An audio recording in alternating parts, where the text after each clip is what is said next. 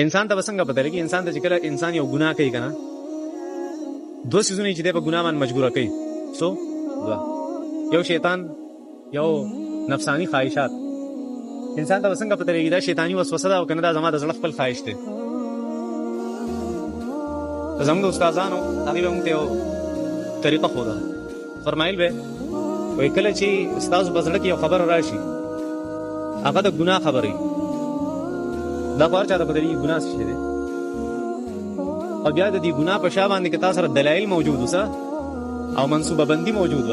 او قسم قسم خبرې ته خو دي دا به شیطانی اگر چر داسې منسوبه بندي او داسې دلایل او داسې طریقې هغه پکې نو بیا به داسې دا به نفسانی خواهشات دا اکثر انسان ته پروژه کې مخصوصي لکه حدیث شریف کې راځي تاسو ته زیات معلوم نه ماته کم معلوم دی حدیث شریف کې راځي چې په رمضان مبارک کې الله سود تړي شیطانان تړي دا چې دا بیا خلک جګړه ولې کوي بیا خلک